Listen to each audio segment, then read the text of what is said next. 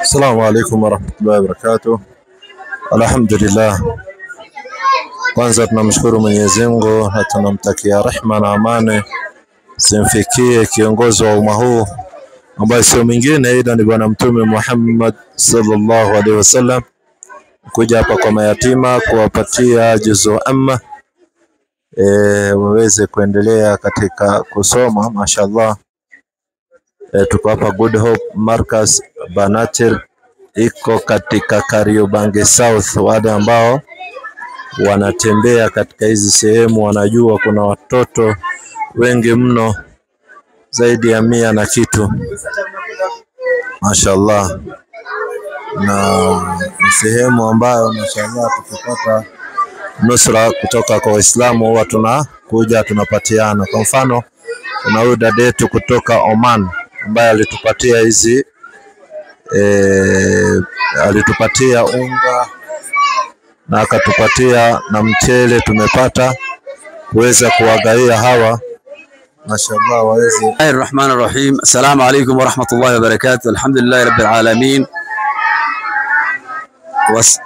Wassalatu wassalamu ala rasulullah sallallahu alayhi wasallam. Baada ya kumshukuru Allah subhanahu wa ta'ala na kumtakia rehema na amani zimfikie mtume wetu Muhammad sallallahu alayhi wasallam, ni siku nyingine Allah subhanahu wa ta'ala ametujalia taufika kufika sehemu kama hapa ambaye ni sehemu ya mayatima. Hapo inaitwa Markazul Banatil Islamia, markaz ya mayatima. Tumekuja kwa sababu kuna dada yetu mmoja ametuma hii chakula, ametuma kwa ajili ya Allah subhanahu wa ta'ala kuwafurahisha hawa mayatima waweze kupata mankuli. Kwa hivyo ndugu Waislamu mahali popote mlipo, tumfanyieni dua huyu dada yetu, Allah subhanahu wa ta'ala amzidishie fi dunya wal akhirah, na Allah subhanahu wa ta'ala ampatie husnul khatima inda al-maut, na Allah subhanahu wa ta'ala ampatie kitabu chake cha amali njema kwa mkono wake kulia siku ya mwisho. Tunamfanyia dua dada yetu, mashaallah, jazakallahu khairan jaza. Ustadh, karibu sana, mfanyie dua dada yetu huyu ambaye ametoa mali yake kwa ajili ya Allah subhanahu wa ta'ala. Na tunawahimiza Waislamu wote ambao wanaangalia hii clip, hapa ni sehemu za mayatima, mnafaa kuwalisha hawa mayatima kwa ajili ya Allah subhanahu wa ta'ala, kwani Mtume Muhammad sallallahu alaihi wasallam ametuambia yoyote atakayelisha mayatima atakuwa naye peponi. Kwa hivyo sote tunataka kuingia pepo ya Allah subhanahu wa ta'ala, tuwe jirani na Mtume Muhammad sallallahu alaihi wasallam. Kwa hivyo sote tunapoona hii klipu ni bora sana tuwatembelea hawa mayatima. Ni watoto wetu, ni watoto wa Kiislamu, na ni jukumu letu sisi kuwalisha hawa mayatima. Kwa hivyo nawahimiza mandugu zangu Waislamu nao tuangalia kutoka nje ama ndani ya nchi, tuwalishe hawa mayatima kwa ajili ya Allah subhanahu wa ta'ala. Na mkabidhi ustadhi wetu ambaye ni msimamizi wa hapa, afanyie dua dada yetu, na wale Waislamu wanatusupport kila wakati wafanyie kwa jumla hawa Waislamu ndugu zetu ambao wanasupport da'wa na support ya mayatima. Karibu sana ustadhi. الفاتحة. بسم الله الرحمن الرحيم. الحمد لله رب العالمين الرحمن الرحيم مالك يوم الدين إياك نعبد وإياك نستعين اهدنا الصراط المستقيم صراط الذين أنعمت عليهم غير المغضوب عليهم ولا الضالين. بسم الله الرحمن الرحيم. قل هو الله أحد الله الصمد لم يلد ولم يولد ولم يكن له كفوا. بسم الله الرحمن الرحيم. قل هو الله أحد الله الصمد لم يلد ولم يولد ولم يكن له كفوا. بسم الله الرحمن الرحيم. قل هو الله أحد الله الصمد لم يلد ولم يولد ولم يكن له. بسم الله الرحمن الرحيم. قل أعوذ برب الفلق من شر ما خلق ومن شر غاسق إذا وقب ومن شر النفاثات في العقد ومن شر حاسد إذا حسد Bismillahirrahmanirrahim. Qul a'udhu birabbin nas, malikin nas, ilahin nas, min sharril waswasil khannas, alladhi yuwaswisu fi sudurin nas.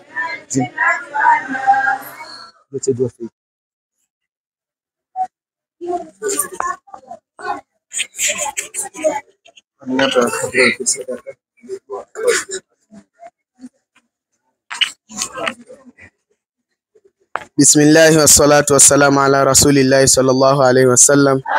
Rabbana atina fid dunya hasana wa fil akhirati hasana wa qina adhaban nar wa qina adhabal faqri wa min fitnatil mahya wal mamat min fitnatil masih dajjal. Ya Rabbi, tunakuomba usaidie wageni wetu, wape riziki, wape shifa. Ya Rabbi, tunakuomba usaidie walochangia, wape riziki, wape shifa, usaidie familia zao ziweze kuendelea. Sallallahu alaihi wasallam.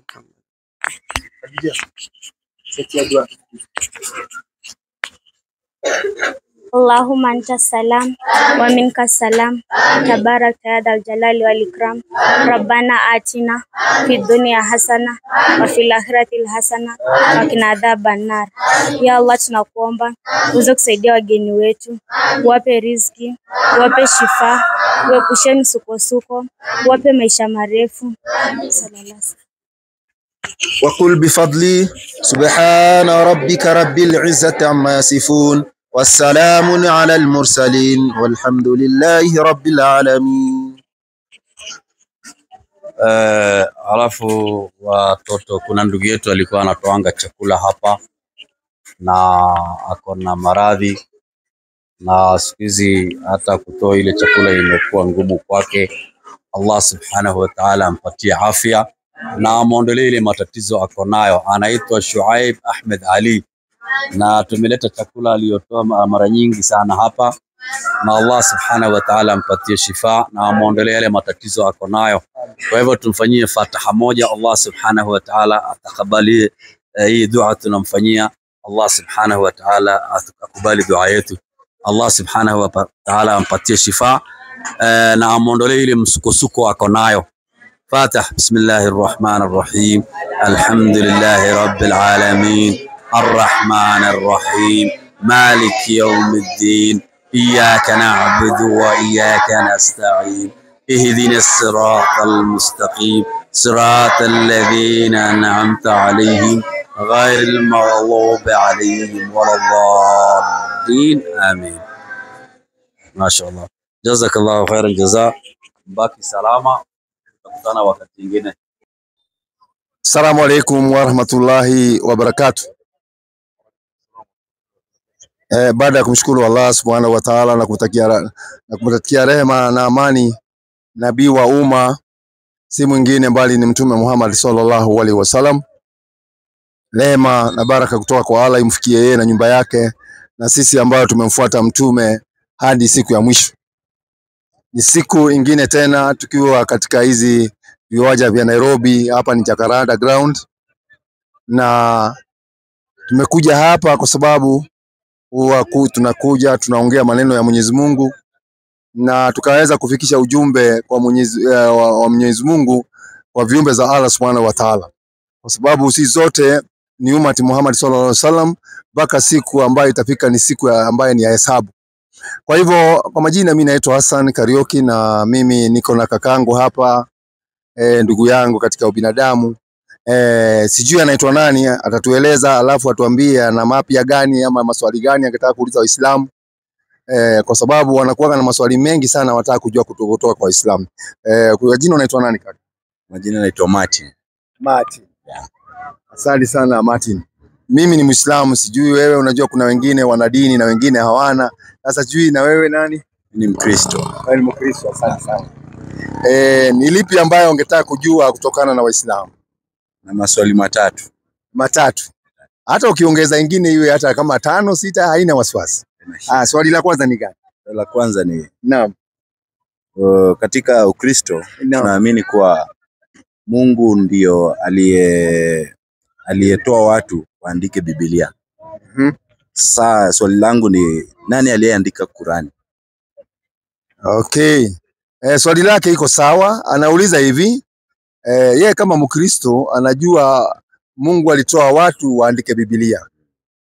Lakini mimi sitaenda huko kwa sababu ni swali ameuliza. Anauliza, na nyinyi Waislamu Qurani imeandikwa na nani? Ama imetoka wapi? Asante sana. Sasa maswali kama hayo ndio tunataka, kwa sababu tunataka kujua mambo ya Uislamu ni mzuri sana. Qurani ni kitabu. Na ni kitabu kilichokuja baada ya vitabu zingine zilikuwa zimetangulia kabla yake. Torati ya Musa ilikuwa imetangulia, Tora ya Musa ilikuwa imetangulia, Zaburi ya Daudi ilikuwa imetangulia, na Injili ya Isa ambaye ni Yesu ilikuwa pia imetangulia. Na Qurani ndio kitabu cha mwisho kuja duniani. Sababu sisi kama Waislamu vile tunajua ni kitabu ya kwanza ilikuwa ni Torati, Zaburi na Injili. Alafu Qurani ni kitabu cha 4. Sasa hii kitabu anauliza imetoka wapi? Hii kitabu imetoka hapa Qurani 45:1.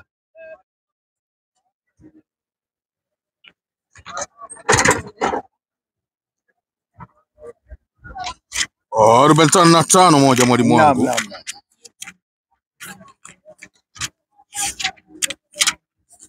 Kwa jina la Mwenyezi Mungu mwingi wa rehema na mwenye kurehemu. Hamim. Naam. Uteremsho wa kitabu hiki umetoka kwa Mwenyezi Mungu mwenye nguvu na mwenye hekima. Unasikia? Qurani yenyewe self explanatory. Yaani inajieleza. Inasema uteremsho wa kitabu hiki umetoka kwa Mwenyezi Mungu ambaye ni mwenye nguvu. Ilikujaje ndio tufikie sisi? Ni vipi ilikuja hiyo Qurani ndio iweze kutufikia sisi? Qurani ili tufikie sisi imekuja na malaika. Malaika, Mwenyezi Mungu anapopeana kitabu duniani huwa anatumia malaika. Hawa malaika ndio huwa wanapewa ile yani wanapewa maneno na Mwenyezi Mungu, wanakuja hiyo maneno nao wanaileta kwa yule nabii ametumwa kwake. Akaambiwa yani revelation. Hiyo revelation inateremka inatoka kwa Mungu, inakuja kwa malaika, inakuja kwa ule nabii. Anakuja anaelezwa, nimeambiwa hivi na hivi na hivi na hivi na hivi. Nabii inakuwa kwa moyo. Anaiweka kwa wapi? Mungu anahifadhi ndani ya moyo ya manabii. Ndio naona katika dunia Torati na Zaburi na Injili, wale manabii akina Daudi na akina nani walikuwa wanaweka wapi? Kwa moyo. Kama vile Mtume Muhammad naye alipokuja, kwa sababu ni manabii wa zake walitangulia, Qurani liko wapi? Kwa moyo. Ndio naona sisi naona hii kitabu watu wakachukua hii kitabu yote hii. Zote hizi Qurani wachukue, hata wachome ama wasupe baharini ama watupe wapi. Tutaandika ingine kama hii. Kwa sababu labda mimi niko na sura 2, ule mwingine ako na sura chapter 5, ule mwingine ameshika yote iko ndani. Ndio naona katika competition ya Qur'an watu wanakaa pale, unaona mtoto mdogo kitabu hii iko na sura 114. Unaona? Mtoto anakaa chini anaanza kusoma hiyo Qur'ani, anasoma napiga mpaka mwisho. Na mtoto mdogo. Mtu mwingine mzima kama mimi unakuta mtu anaenda hivyo, mtu wa katikati hivyo, kwa sababu ni maneno ya Mwenyezi Mungu, haiwezi katoka ndani ya moyo wa mwanadamu. Mungu ameiweka pale. Hakuna kitabu kingine sahihi mtu anaweza kusema ameshika. Kwa mfano, si wewe unasoma Biblia. Kuna mtu anaweza soma Biblia, asome Genesis peke yake. Asome tu, yani mwalimu akae hapo amwangalilie, amwambie sasa soma. Anaweza? Hapana. Hata kutoka 1 mpaka 30 hawezi. Hakuna mtu anaweza. 1 mpaka 30 anaweza. 1 mpaka 30? Sijaiona. Iko. Wewe unajua ngapi? Kukariri kutoka kukariri hadi 30. Mtu anaweza. Unaweza? Lakini sijaiona. Wako. Na wewe unakaa kidogo, at least kidogo hivi. Naweza pia mimi kidogo. Kama ngapi? Kama 5. Genesis. Unaona 5 tu. Lakini kitabu yenyewe yote mtu hawezi. Kitabu yote huwezi. Unaweza. Lakini sasa hii tunasoma hivi. Sasa hii iliteremka na malaika. Ilikuja na malaika vipi? Qurani 26:192. 26:192. Inaitwa Ashura. Kwa jina la Mwenyezi Mungu mwingi wa rehema na mwenye kurehemu. Nasemaje? Na bila shaka hii Qur'ani, Hii yani hii kitabu unaona? ni uteremsho wa Mola wa walimwengu wote. Ndio. Ameteremsha haya muishe sheria mwaminifu Jibril juu ya moyo wako ili uwe miongoni mwa waonyaji. Unasikia? Imeteremshwa ndani ya moyo. Ndio unaona hata imamu akiswalisha, hata msikitini ukienda ukukuta imamu akiswalisha, hana atumii hii. Kuna imamu anatumia hiyo. Anasikia anafunga swala, Allahu Akbar, Bismillahirrahmanirrahim, anateremuka, anamaliza hiyo sura, anaenda ingine, anamaliza, unasikia anasema Allahu Akbar, watu wanarukuu, wanasujudu, wanaamuka, anaendelea. Hii kwa sababu maneno iko ndani ya Mungu, ameweka maneno ndani ya mioyo yetu. Kama watu wanataka miujiza, mimi nasikia watu wakiuliza miujiza. Miujiza ndio hii duniani. Lakini watu wamefungwa macho, hawaoni. Ikiwa mtu anaweza soma hii kitabu amalize bila kuangalia pale popote, hii ni miujiza mingine kali sana. It's miracle. Because si mtu mmoja, watu wengi wanaweza. Ndio naona Mwenyezi Mungu anamwambia mtume, hebu soma sura ya 86 aya 7. Kama sio 89 sisa ya 7 utasoma 85 sura ya 7, lakini soma 86 7. Nitakusomesha utasahau. 75.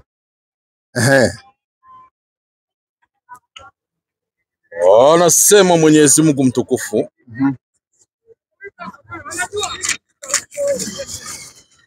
Oh, 75. Tuanzie 16 mwalimu wangu. Kwa jina la Mwenyezi Mungu mwingi wa rehema na mwenye kurehemu. Naam.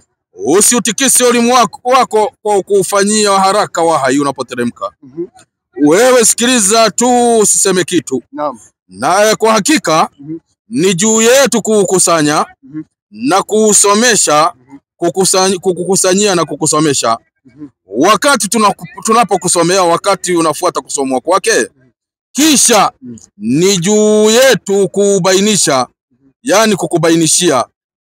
Unasikia? Anasomeshwa, yani anaambiwa wakati revelation inateremka, anyamanze kwanza asikize. Na ni sisi Mungu, yani sisi ndio tunakusomesha. Mungu anatumia plural. Pali nyingi anatumia plural kwa sababu yeye ndio the king, ndio the majesty. Tukusomesha. Soma 85 7 ndio mimi nataka. 86 7 ama 85 7. 85 7.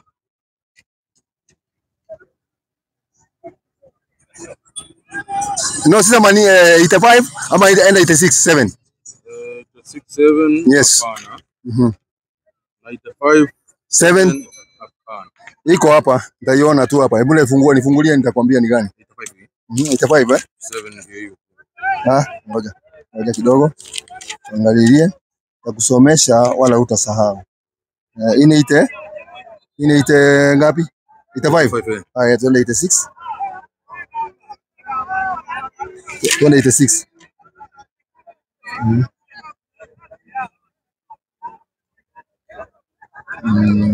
87. Hiyo aya nafikiri imenitoka na ni aya mzuri sana. 7.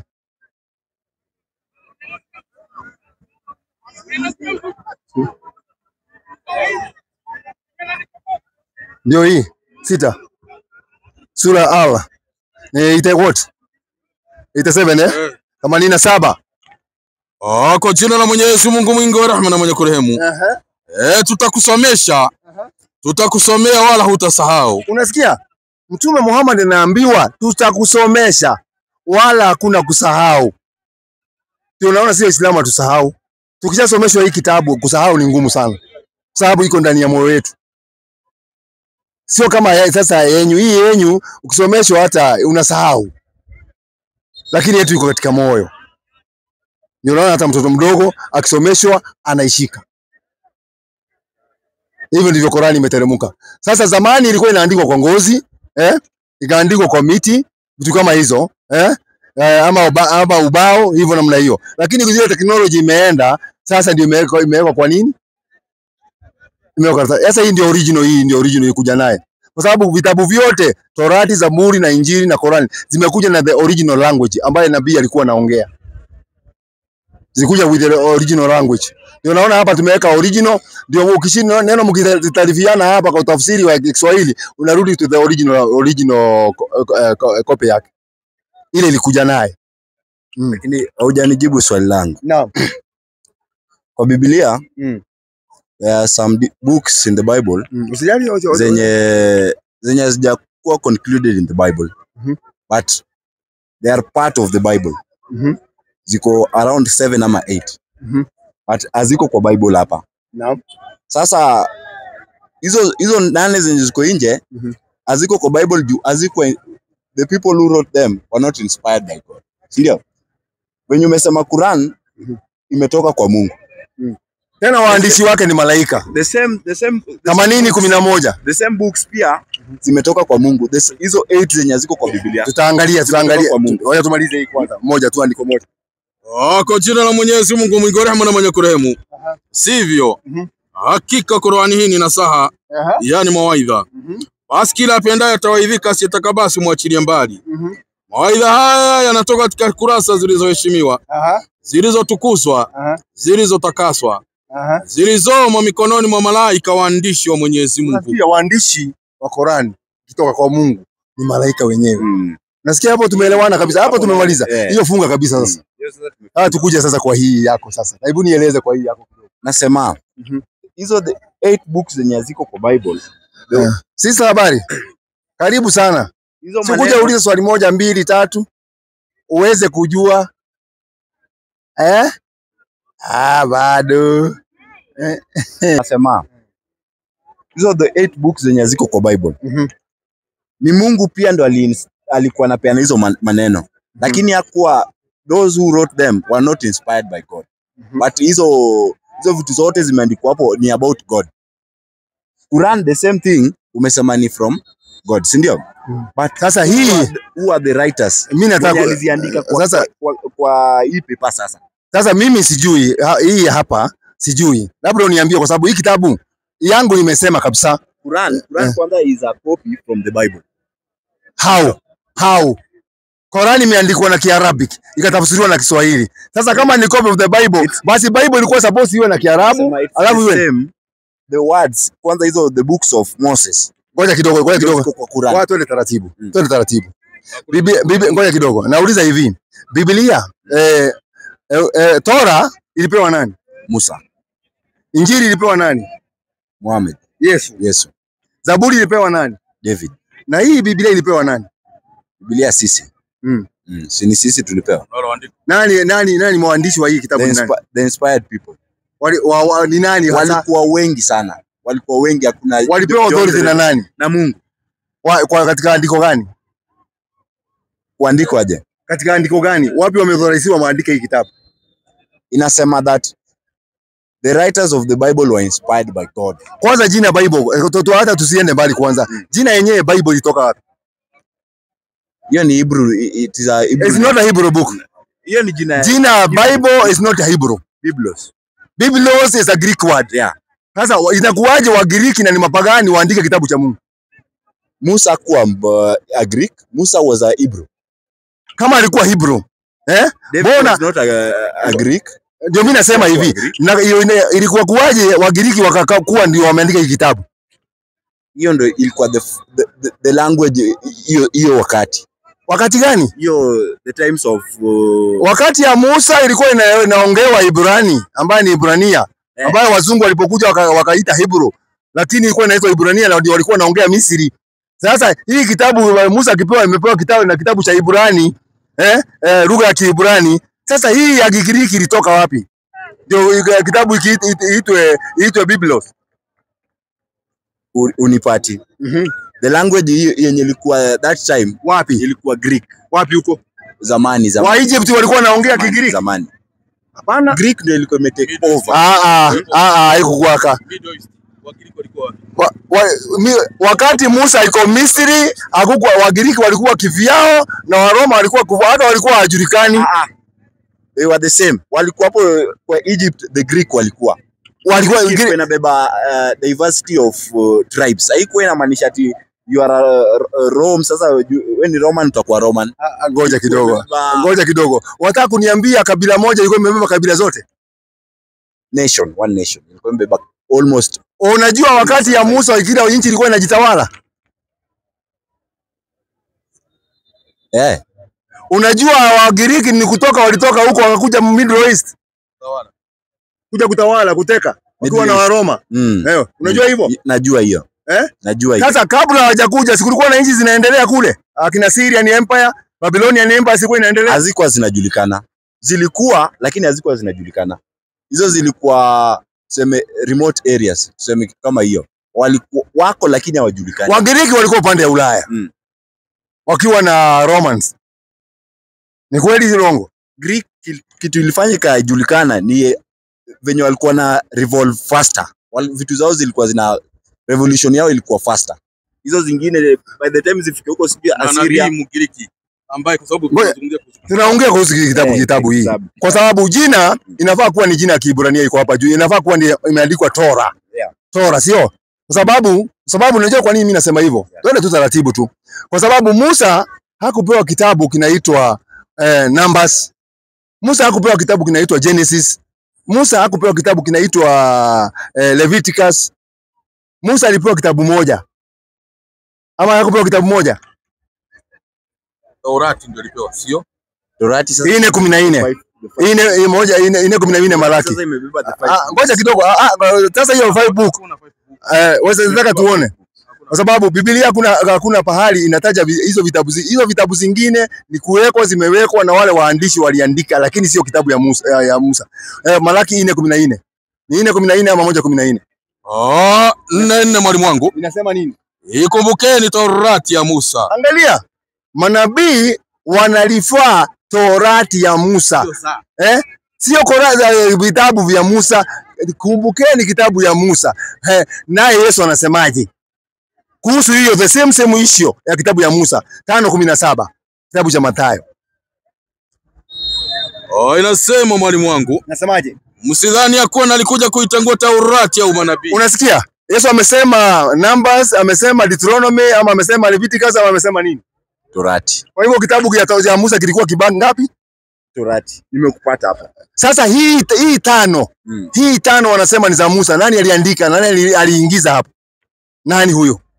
Ukiangalia the chronological ya venye Bible imeandikwa, unaona imeandikwa from Greeks, alafu inafika. Na iliandikiwa nchi gani? Andiko gani bro? Hilo linasema kile kimeandikwa kwa Greek. Hebu tupe andiko, sio maneno. Hilo andiko. Kwa sababu vizuri maandiko ya Mungu alikuwa ameandikwa kwa Kigiriki. Liko wapi? Hiyo ndio ilikuwa the native language. Ni sawa, linapatikana wapi hilo andiko? Haiko kwa Biblia. Haiko kwa Biblia. Hiyo kwa hivyo hiyo unajua masomo hilo unasoma kwa shule ni tofauti sana na maneno ambayo imeandikwa kwa vitabu. Unaona sasa? Wewe kama ulisoma shule ni sawa, lakini hii kitabu Musa alipewa kitabu kinaitwa Torati. Daudi alipewa Zaburi. Nani alipewa kitabu kinaitwa Injili? Hii Biblia ilipewa nani? Hiyo ndio swali langu. Biblia imebeba hizo vitabu zote. Torati ilikuja na nabii gani? Kwa sababu kila kitabu kilikuja na nabii wake. Musa alikuja na Torati, Daudi alikuja na Zaburi, Injili ilikuja na Yesu, na Korani ilikuja na Muhammad. Nabii gani alipewa hii kitabu hii tunasoma? Hii Biblia kapewa nani? Na Biblia nabii gani alikuja naye? Ina nini? Biblia ina nini? Ndio, nabii gani kapewa kwanza? Nabii. Biblia ni jina. Ndio, kapewa nabii gani? Sawa. Kapewa nabii gani? Hakuna nabii aliyepewa.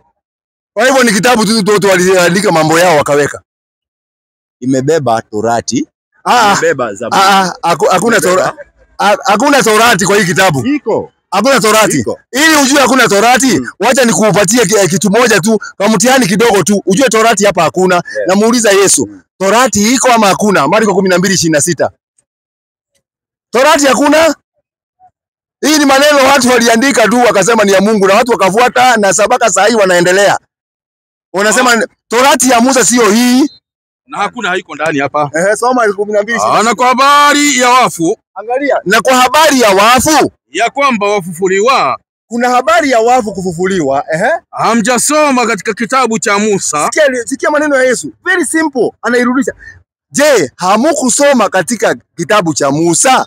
Sura ya kijiti. Kumbe katika kitabu cha Musa kuna sura ya nini? Kijiti. Chapter of the stick.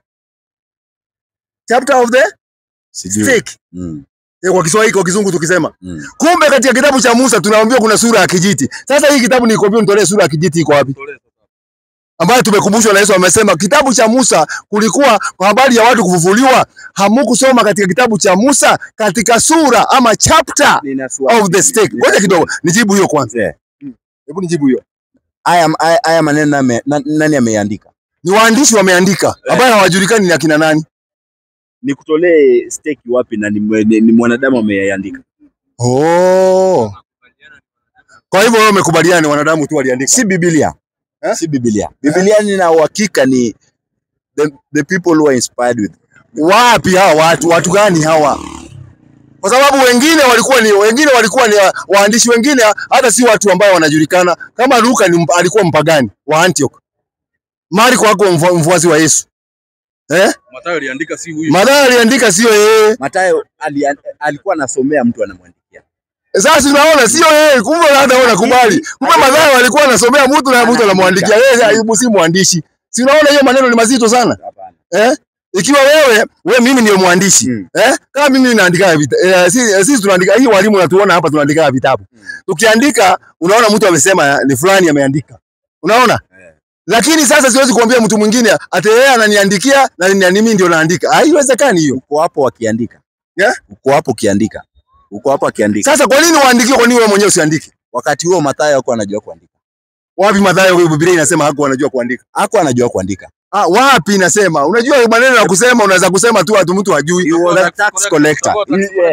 Kwani unaweza kuwa mtu wa kuchukua ushuru na hujui kuandika? Na wewe ndio unakonda kodi. Mathayo alikuwa ni tax collector. Kwa hivyo alikuwa anajua mahesabu na mtu anajua hesabu vizuri na mtu sasa utasemaje hajui kuandika na anaokota tax? Anadili na mahesabu.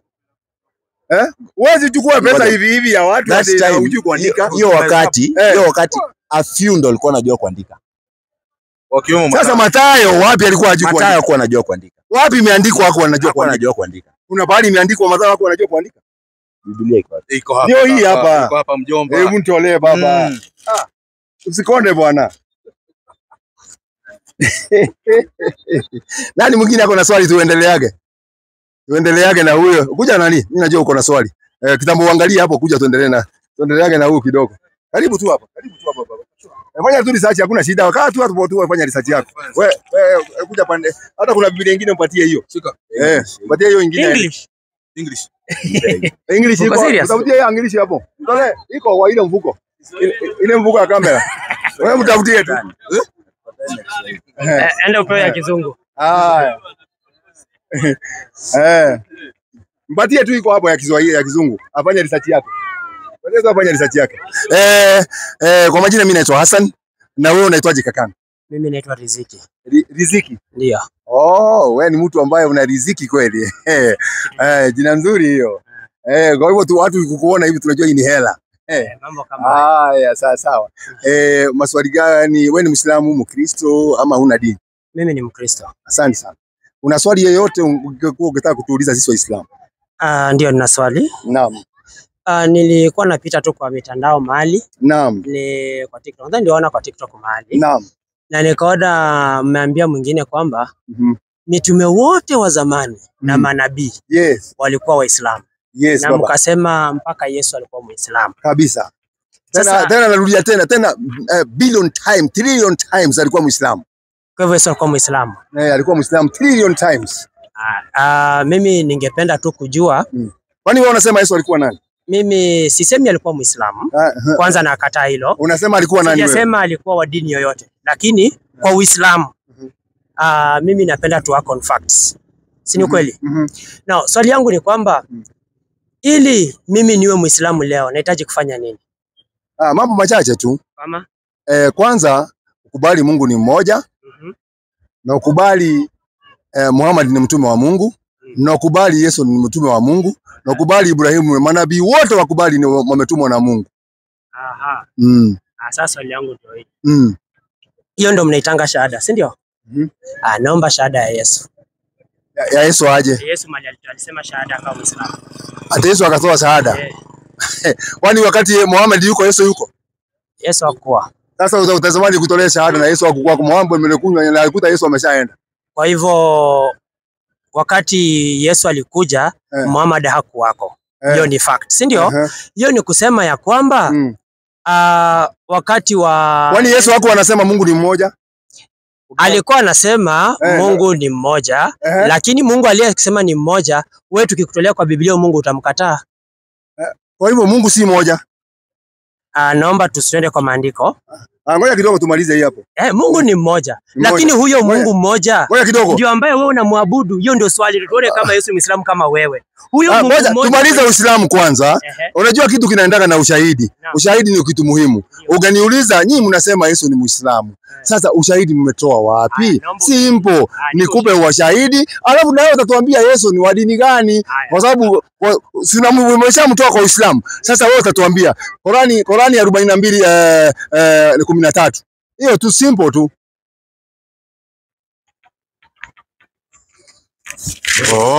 42:13 Al-Karimu. Anasema mtukufu Mwenyezi Mungu katika kitabu chake kisichokuwa na shaka ndani yake. Nabii Muhammad. Kwa jina la Mwenyezi Mungu mwingi wa rehema na mwenye kurehemu. Amekupeni sheria dini ile ile aliyomuhusia Nuhu. Yaani tunaambiwa tumepewa sheria ya dini ile ile aliyo Mungu alimuhusia Nuhu. Na tuliokufunulia wewe Nabii Muhammad. Na wewe Muhammad tumekufunulia hiyo dini hiyo.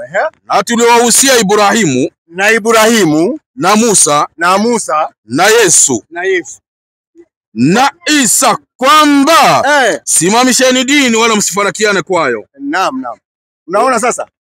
Kwa hivyo sheria Muhammad amepewa sheria ya dini ile ile. Ilikuwa ya Yesu, ilikuwa ya Musa na ilikuwa ya Ibrahimu. Sasa sijamaliza, si nikusoma nasoma. Wacha nisome nimalize. Nikishamaliza utasema mwalimu hapo umeenda wrong. Sasa 22:78. Ngoja kidogo utauliza. Ngoja. Kwani tunabishana? Hatubishani, lakini kama hatubishani, ngoja kidogo. Taratibu, ngoja kidogo. Wacha nisome nimalize, utauliza maswali yako yote. Rudia hiyo haya. Amekupeni sheria dini ile ile aliyomuhusia Nuhu. Na tuliokufunulia wewe. Na tuliowahusia Ibrahimu na Musa na Isa. Kwamba simamishani dini wala msifarakiane kwayo. Swali langu ni kwamba tuelewe vile maandiko imesema. Muhammad anaambiwa na Allah ya kwamba tumekupa sheria ya ile dini tuliyomuhusia Nuhu. Nuhu alihusiwa sheria, alihusiwa hiyo dini, sawa? Mwingine alihusiwa ni nani? Ni Isa na Musa. Lakini Muhammad amefunuliwa tu aione. Inamaanisha hiyo dini ambayo inasemwa hapo sio dini ya Muhammad. Hiyo ndio kuelewa kwako. Rudia maandiko. Rudia. Kwa hivyo ndivyo unaelewa wewe. Ndivyo imesema. Haya, kama hivyo ndivyo umeelewa, 22:77. Soma tu. Unajua sasa mimi nimeshamuzini. Sisi tu watu tunawajuaga dakika moja tu. Dakika moja tu tumeshajua mtu aina gani. Amekupeni sheria dini ile ile aliyomuhusia Nuhu. Amepewa sheria. Na tuliokufunulia wewe. Amefunuliwa. Kumbe hii dini ambayo ilikuwa ya Ibrahimu ndio amefunuliwa nani? Kwanza tuanzie mwanzo. Dini iliyokuwa ya Nuhu hajapewa hiyo dini, amepewa sheria ya hiyo dini. Dini gani? Hatujaambiwa ni dini gani. Lakini hiyo dini ya Nuhu, hiyo sheria ya hiyo dini, Qur'ani inasema Muhammad amepewa sheria ya hiyo dini. Dini gani hiyo? Hatujaambiwa na haijaambiwa. Endelea. Hiyo dini, hiyo same dini, nini imefanyika? Endelea. Nani mwingine alihusiwa? Inasema Muhammad amepatiwa sheria hiyo dini ambayo alihusiwa. Unajua, ngoja kidogo. Ndugu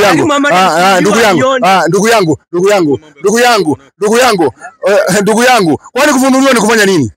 Kufunuliwa maana yake alikupewa wahi. Ni kureveal. Kwa hivyo imeriviliwa na nani? Mungu kwa hivyo amereveal kitu dini fulani. Amereveal dini fulani. Akareveal kwa nani? Alireveal kwa Muhammad. Sasa hiyo dini, ngoja kidogo. Ngoja kidogo taratibu. Enda pole pole. Kwa sababu naona unabishana sana. 22 wewe nani? 22:78. Umeona, unajua hapa tunaenda pole pole, sikubishana. Soma 22:78. Kwa jina la Mwenyezi Mungu mwingi wa rehema na mwenye kurehemu. Na ipiganieni dini ya Mwenyezi Mungu kama inavyostahili kupiganiwa. Ndio.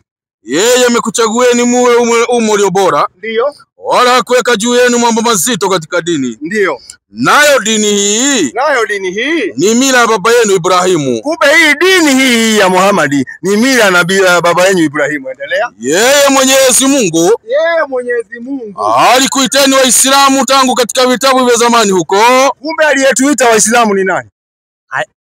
Kulingana na Qur'an ni Mwenyezi Mungu aliyeita Islamu katika vitabu vya zamani. Kumbe dini ya Muhammad imepeanwa na nani? Kwa mujibu hiyo aya imepeanwa na Mungu. Na ndio anasema 40 pale na 42. Hiyo dini ndio alifunulia Ibrahimu na Musa na Isa. Rudia hiyo aya. Ndio hiyo aya nimesoma. Tafadhali. Naomba uirudie. Gani? Hiyo aya tu hii. Usitoke hapa. Anaipiganieni dini ya Mwenyezi Mungu kama inavyostahili kupiganiwa. Yeye amekuchagueni muwe umri bora. Wala hakuweka juu yenu mambo mazito katika dini. Endelea. Nayo dini hii ni nini? Nayo dini hii ni mila ya baba yenu Ibrahimu. Sio dini ya Ibrahimu, ni mila. Endelea. Yeye Mwenyezi Mungu alikuiteni Waislamu, alikuiteni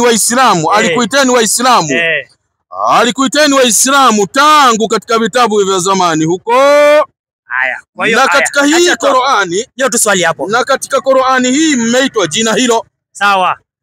Swali yangu hapo ni kwamba kuna tofauti kati ya mila na dini. Kuna mila ya Waluya. Lakini Waluya kuna watu wenye katika dini tofauti. Kwa mfano, acha tumie mfano ulio hai. Kama mimi ni Mluya, kuna mila zetu, lakini dini yangu ni Ukristo. Kwa hivyo, Muhammad hakupewa dini ya Ibrahimu, alipewa mila za Ibrahimu. 130. Rudia hii mwalimu. 130. Soma 230. Sawa. Hayuko sawa. Alafu wakati nitauliza swali, kuhusu Yesu, usibishane bwana. Usibishane tafadhali. Ni hapa ni kuongea 2:130.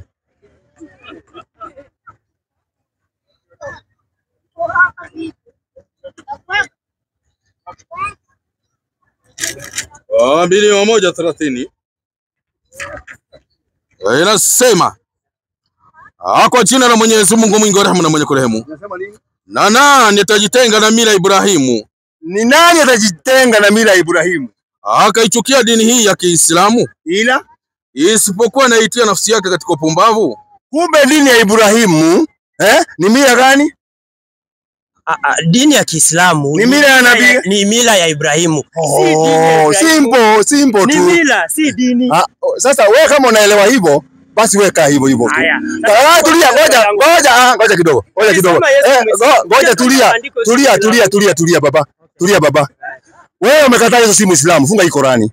Yesu alikuwa dini gani utuambie? Hiyo ni Uislamu weka kando. Nimeweka kando. Yesu alikuwa dini gani? Ili tujue dini ya Yesu, tuangalie imani ya Yesu. Sijakuuliza imani. Nimekuuliza dini. Je, Qurani. Wewe ile swali nimekuuliza. Sijakuuliza imani. Sijakuuliza imani. Unachokiamini. Nini tofauti ya Muislamu na Mkristo? Ni imani. Ukiulizwa nyanya usijibu kitu. Wewe tofauti ya Muislamu na Mkristo. Ukiulizwa hii ni gari,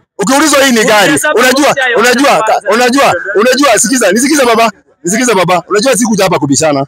Kama unaona ukikuuliza kitu utaki kujibu. Mimi ameniuliza dini ya Yesu ilikuwa gani? Nikamtolea kwa Qurani, nikaenda kwa Ibrahimu. Nimemuuliza sasa yeye atuambie dini ya Yesu ilikuwa inatisha kuuliza mambo ya imani. Hiyo ndio dini ya Yesu. Haya sikizeni, dini ya Yesu ndio hiyo. Haya. Inasema maneno aliyosema Yesu. Akainua macho yake kuelekea mbinguni akisema, Baba, saa imekwisha kufika. Mtukuze mwanao ili mwana wako naye akutukuze wewe. Kama vile ulivyompa mamlaka juu ya watu wote wenye mwili, ili kwamba wote waliompa wape uzima wa milele. Niendelee? Kitu ya kwanza kabla hata tuendelee. Swali yangu ni simple. Wangapi hapa wanaamini Mungu ana mwana? Wewe hatujakuuliza mambo ya mwana. Jamani, huwa anaelewa ile kitu anaulizwa. Dini ya Yesu, mheshimiwa, tuambie dini ya Yesu kwa mujibu wa kitabu cha Biblia ilikuwa dini gani? Simple and clear. Umeniuliza dini ya Yesu ni gani? Nikakutolea Qur'ani, nikakutolea maaya. Sasa nataka hivi. Fanya hivi. Wewe sawa. Dini ya Yesu nimetoa. Okay, wacha nichukue. Sina hiyo time ya kubishana. Time ya kubishana sina. Mtu mwingine ako na swali ya kuja uliza swali. Umepewa aya kwa. Twende kwa swali lingine. Umeambiwa mila ya Ibrahim ndio dini ya nani? Ndio dini ya Kiislamu. Asante sana. Sawa? Na hiyo mila alipewa nani? Hiyo mila alipewa Muhammad. Akapewa nani mwingine? Mwingine hakuna mwingine alipewa mila. Wengine walipewa dini. Muhammad alipewa mila, si dini. Hatuwezi enda hivyo. Dini ya Yesu kwa Biblia. Msabato. Msabato wa dini ya Yesu. Wacha kuogopa. Dini ya Yesu toa. Toa dini ya Yesu hapa kwa Biblia. Haya, amesema mila ya Yesu, amesema na swali lingine. Usirudi kwa huyu tena. Mambo ya huyu tumemalizana naye. Kama una swali lako uliza. Una swali lingine? Swali la pili. Kwanza ningependa niongezee kidogo. Hapana, mambo ya ule wachana naye. Uliza swali. Ama tupatie watu wengine wale wana maswali waulize. Lakini sawa. Mpaka urudi huko. Mimi ni mtoto wa Asa. Unaitwaje? Unaitwaje? Abisai Jere. Jina lako. Jina. Bisai. Leta swali lako Bisai. Swali ni kifupi tu.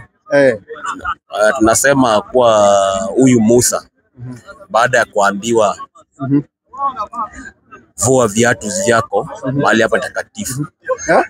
Mahali hapa ni takatifu, si ndio? Alikuwa anaingia msikiti ama alikuwa anaingia kanisani? 10:84. Qurani. 10:84 mwalimu wangu. Ameuliza swali, akauliza nyinyi Waislamu, Musa unasema Musa alikuwa akienda aliambiwa vue viatu. Sasa anauliza Musa alikuwa anavua viatu akienda msikitini ama alikuwa anaenda wapi? Haya, Qurani 10:84, teremka chini. Kwa jina la Mwenyezi Mungu mwingi wa rehema na mwenye kurehemu. Na Musa akasema. Enyi kaumu yangu, ikiwa mnyinyi mmemwamini Mwenyezi Mungu, basi mtegemeeni yeye kama nyinyi ni Waislamu kweli. Wakasema tunamtegemea Mwenyezi Mungu. Mola wetu, usitufanye wenye kutiwa misukosuko na hao watu madhalimu. Na utuokoe kwa rehema yako na hao watu makafiri. Na tukampelekea wahi Musa na ndugu yake. Tukampelekea Musa wahi na yeye na ndugu yake. Kuwa watengenezeni majumba watu wenu. Tengenezeni watu wenyu manyumba. Katika mji na zifanyeni nyumba zenu ndio misikiti. Qurani nasema Musa kumbe alikuwa anaenda wapi? Alikuwa na msikiti.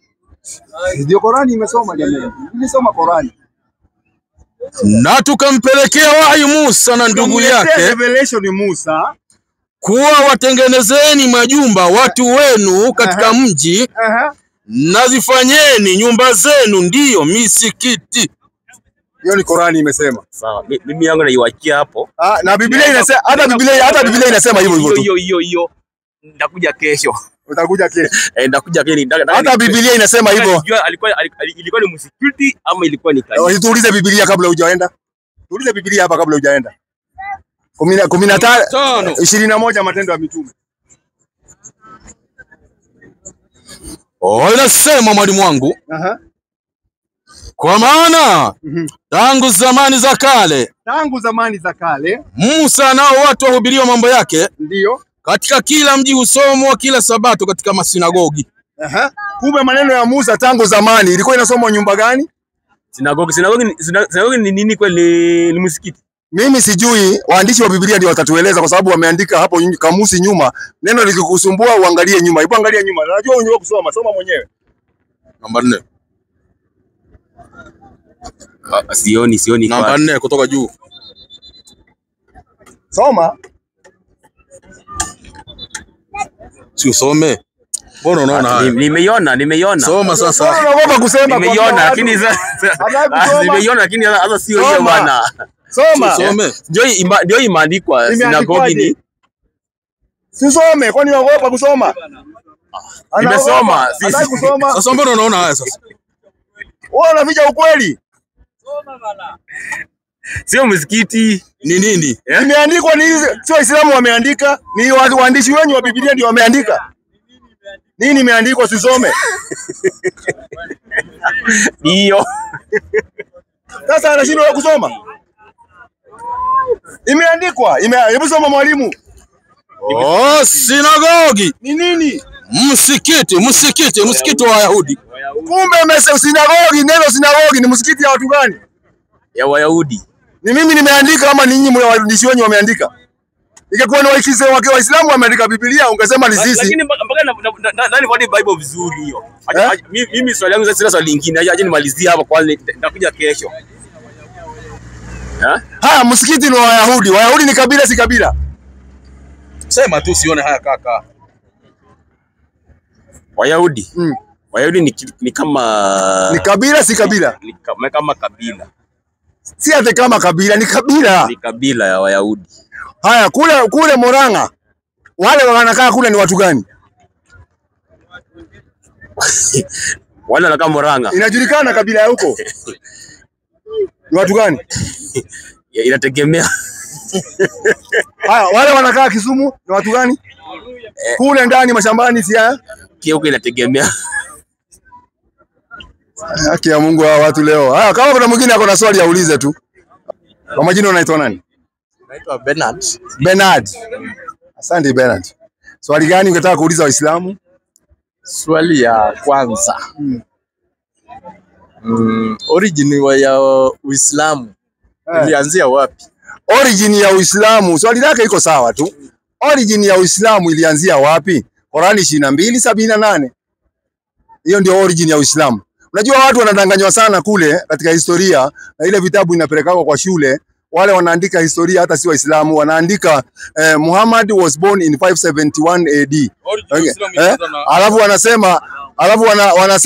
wanasema and he was the first Muslim and the second Muslim was his wife Khadija binti Khuwailid. Hiyo yote ni urongo. Hakuna ukweli au uko hapo hata kidogo. Yaani hiyo historia unaandika ati Muhammad ndio alianza Uislamu. Muhammad kabla hajakuja Uislamu wa kwanza alikuwa ni Adam. Adam ndio Muislamu wa kwanza na origin yake ilitoka kwa Mungu. Hebu tuangalie origin kwanza au tuende kwa Adam. 22:78. Origin kwanza. Kwa jina la Mwenyezi Mungu mwingi wa rehema na mwenye kurehemu. Naipiganieni dini ya Mwenyezi Mungu kama inavyostahili kupiganiwa. Yeye amekuchagueni muwe umma ulio bora. Wala kuweka juu yenu mambo mazito katika dini. Nayo dini hii ni mila ya baba yenu Ibrahimu. Ndio. Yeye Mwenyezi Mungu. Unasikia sasa pa origin yake sasa inatajwa sasa. Yeye Mwenyezi Mungu ndio alikuiteni Waislamu tangu katika vitabu vya zamani huko. Na katika hii Qur'ani mmeitwa jina hilo. Unaona? Na katika hii Qur'ani the same origin ni huko. Sasa hii Qur'ani Adamu kiumbe cha kwanza alikuwa wa dini gani? Qur'ani 10:18. 19. Kwa jina la Mwenyezi Mungu mwingi wa rehema na mwenye kurehemu. Unasemaje? Wala watu hawakuwa nyuma huko kabisa katika zama za Nabii Adam. Zama za Nabii Adam ila kundi moja. Wote wanafuata dini ya haki. Tunaambia watu wakati ya Adam walikuwa wanafuata dini moja ya haki. Ama sivyo imesema? Nimesikia imesomwa. Imesema hivyo. Sasa hiyo dini ya haki walikuwa wanafuata ni dini gani? Qur'ani 3:19. Kwa jina la Mwenyezi Mungu mwingi wa rehema na mwenye kurehemu. Inasemaje? Bila shaka dini ya haki mbele ya Mwenyezi Mungu ni Uislamu. Kumbe ile dini ya haki tunaambiwa ndio alikuwa anafuata nani? Adam. Haya, ngoja kidogo na mimi acha nikuulize kidogo. Wewe na wewe ni Mkristo sawa? Hebu niambie Ukristo naye ilitoka wapi? Twende hivyo atili fair kidogo. Mimi nikueleza yangu na wewe nieleze. Ukristo ilitoka kwa dini inaitwa Judaism. Unaelewa? Judaism ilitoka wapi? Ndio dini ya Moses. Hapana, Moses hapo hakuna. Wapi imeandikwa Musa alikuwa Judaism? Ndio. Judaism ni dini fake. Judaism imekuja nyuma sana, imekuja kutengenezwa na Mayahudi nyuma, miaka ya nyuma kabisa. Hiyo Judaism ndio ilitangulia Ukristo. Christian. Hakuna dini ilikuwa inaitwa Judaism. Hakuna dini ilikuwa inaitwa Judaism. Hiyo imeundwa na wale wa Israeli walienda kule Europe na huko ndio wakatengeneza hizo dini za Judaism. Na haiko hapa kwenye kitabu. Na Biblia hapa hata hakuna dini inaitwa Judaism iko. Ukristo, Judaism iko. Wapi? Lakini najua iko. Kama inaweza kosa hapo lakini iko. Chomwe tu hapa. So hiyo Judaism unaona vitabu za kwanza. Gani hizo? Vitabu 5 za kwanza. Hakuna vitabu 5 za kwanza. Katika Biblia. Musa hakupewa vitabu 5. Ndio ilikuwa inatumika. Ndio nakwambia Musa hakupewa vitabu 5. Musa alipewa kitabu hiki kimoja na kina jina yake. Wachana na hiyo ni nini? Nitawachana na hiyo hata siendi huko. Hizo sheria za Musa. Kuna vitabu 5 za kwanza ndio zilikuwa zinatumika. Unaelewa? Kwa hivyo wewe hujui ilitokea hapo. Wapi? Andiko gani? Sasa ndio hii shida. Unajua ndio unaona tunajaribu saa zingine kufungua watu macho. At least mambo mengi ambayo ujue. Wewe Ukristo hujui kule ilianza. Daiva nikusaidie siku ya leo. Kwa maandiko. Nikusaidie? Najua vile najua. Unajua? Soma. Wacha nikusaidie. Mimi nimetoa maandiko. Wewe hujatoa hata andiko moja. 4:14 wa Korintho wa kwanza. Sikia bali ilianza. Umeenda mbali. Sijaenda Korintho hata ni mbali. Sasa zile kwenda bali ilianzia chimbuko. 4:14. 4:14 mwalimu wangu. Inasemaje? Siandiki hayo ilikuwa tayarisha. Paulo anakuambia hajaandika hiyo ili wasiwestue. Bali kuwaonya kama watoto ni wapendao. Anawapenda sana Paulo. Si unapenda Paulo? Unajua ni Paulo na. Si unampenda? Si unampenda? Sema ndio, ama nasema kama una sio na haya kaka. Sema ndio, endelea. Kwa kuwa ijapokuwa mna walimu 10,000 katika Kristo, walakini hamna mababa wengi. Kumbe Paulo anasema hamna baba wengi. Sikiza. Maana mimi ndimi nilewazaa katika Kristo Yesu kwa njia ya Injili. Kumbe aliyewaletea Ukristo nani? Ni kitabu hiyo. Wewe ulikuwa unasema ya mdomo, mimi nimetoa kitabu.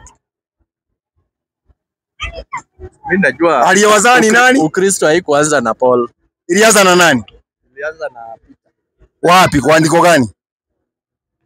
Kwa angalia Matthew ngapi?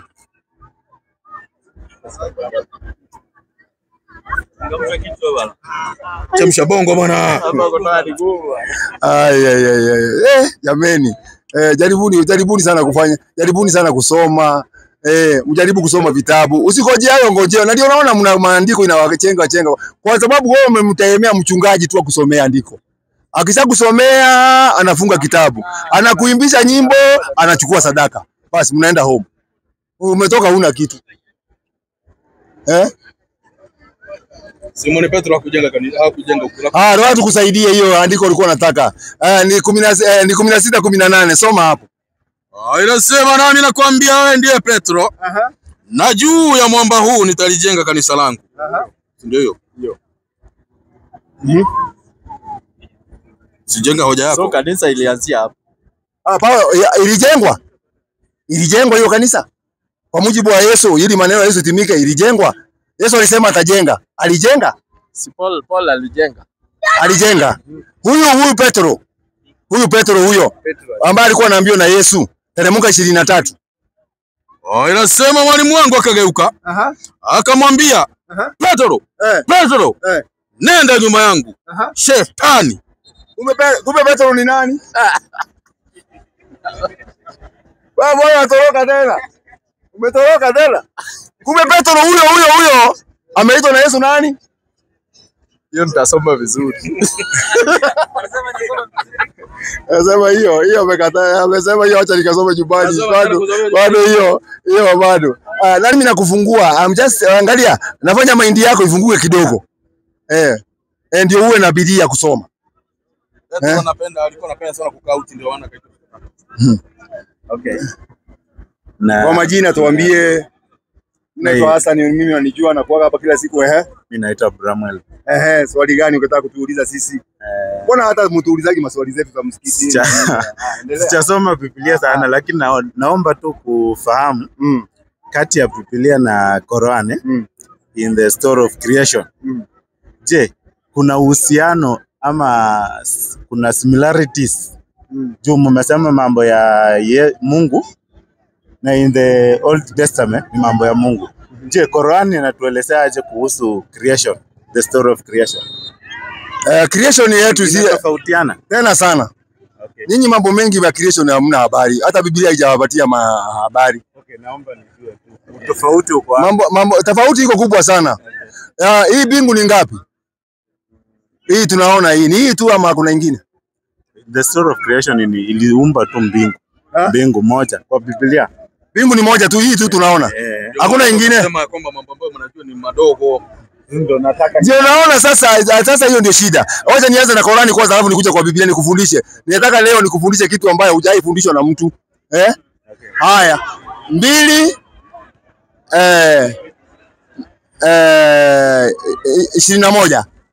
2:21. Tena tukaumba bingu 7. 2:29 nafikiri.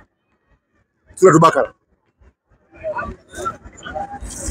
2:29.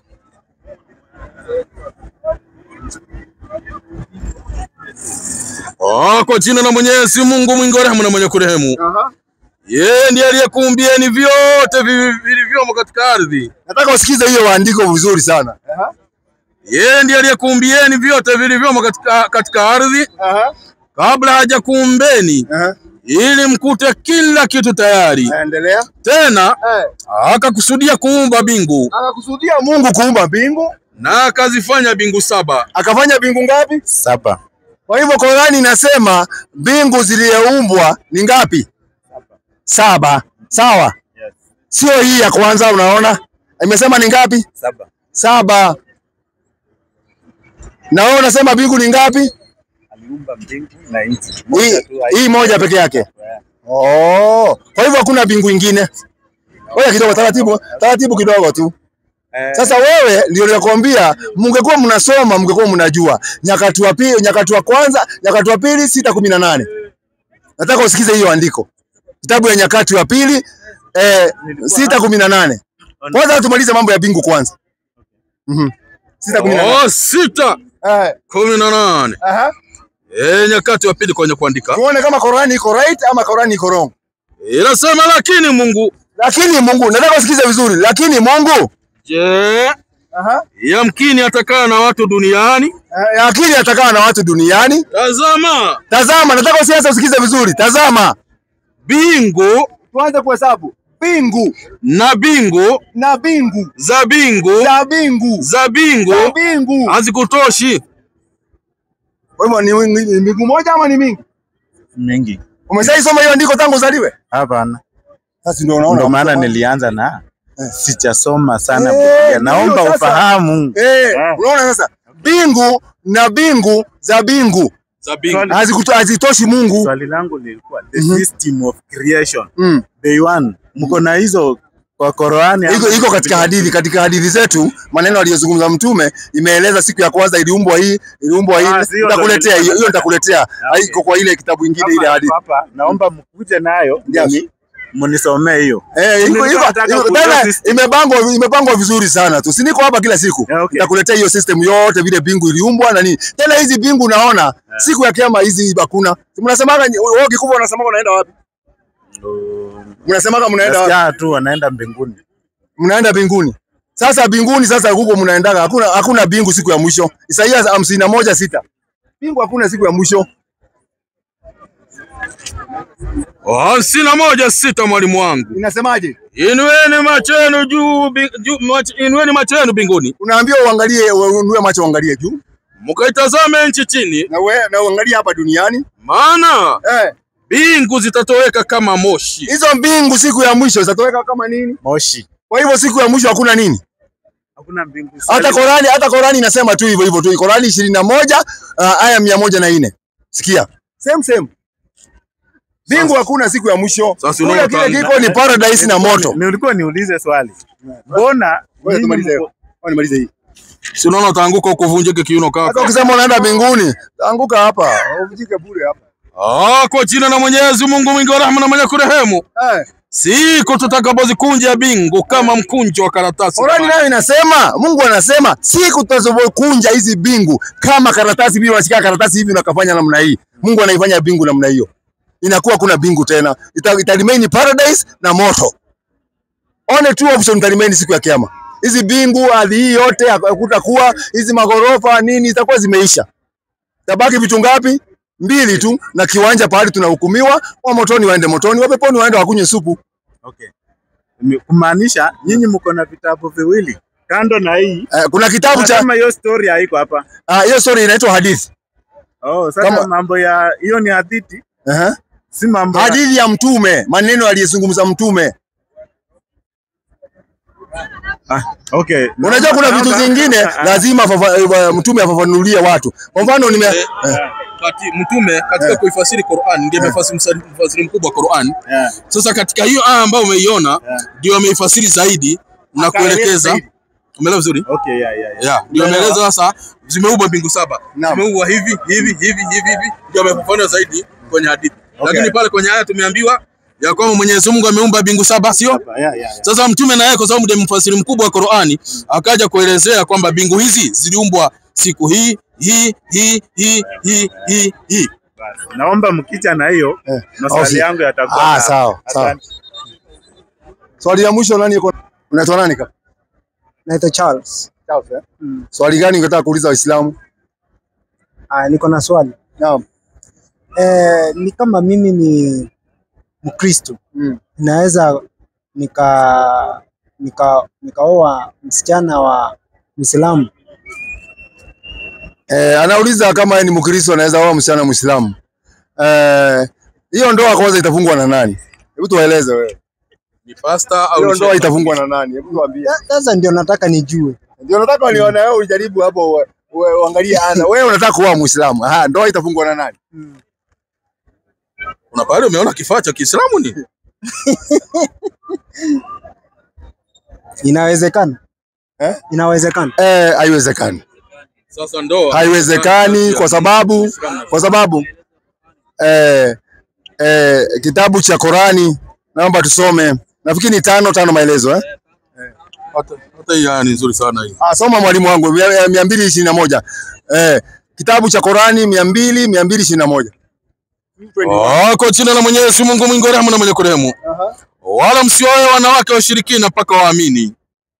Na mjakazi mwenye kuamini ni bora kuliko muungwana mshirikina. Sasa nini unajua maana ushirikina?